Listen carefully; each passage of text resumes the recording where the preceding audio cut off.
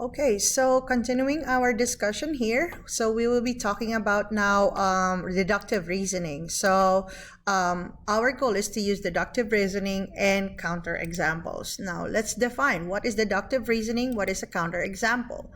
So when we talk about a deductive reason, it's the process of reasoning logically from given facts to a conclusion. So you are looking at observations, those are given facts, and you are making a generalization, a conclusion. Now, a counterexample, counter means the opposite, okay? It is an example that can prove that a statement is false. All right, now how many counterexamples do you need? You only need one counterexample for you to be able to prove that a statement is false. So let me give you some examples on how that works, okay? So I have here several statements, and you have to identify if it is true or false. If it is false, you have to give a counterexample. So for example, this one, all school mascots are tigers. Is this true or false? Well, definitely this is false, all right? How do we know? Can we give a counterexample? Definitely. I can say that in my school, the mascot is a cougar, okay? So that's one counterexample, so this statement is false, okay? All high school students are over 16 years old. So I'm gonna say this is false, right? Because why? 9th graders, 10th graders, they are below 16 years old. And so 9th graders and 10th graders both are counterexamples for this statement, okay?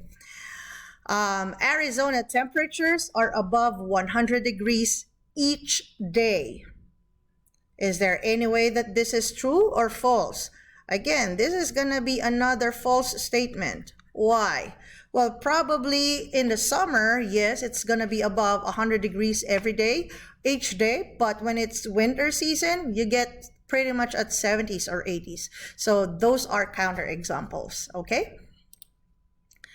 So let's try these mathematical statements this time.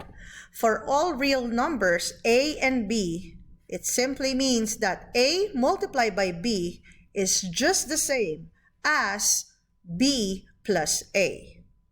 Can we prove that this equation here is false? Let's try to think. Let's pick out 2 and 3, okay? 2 times 3, is it going to be equal to 3 plus 2, okay? 2 times 3 is 6. 3 plus 2 is 5. And are they equal? Definitely not. So 2 and 3 is a counterexample. So this is not always true, okay? This statement is not always true. Next one. For all real numbers A, B, and C, A and B in group plus C, A plus B in group plus C is just the same as B plus A and C in group added together. So is this going to be true for any real numbers? Let's pick out our favorite numbers. So let's say A is 2 plus 3, and then let's have 4 as our C value. Is this going to be equal to our B is 3 plus we group A, which is 2 and 4, okay? So we will have 5 plus 4 on this side, which is going to be 9.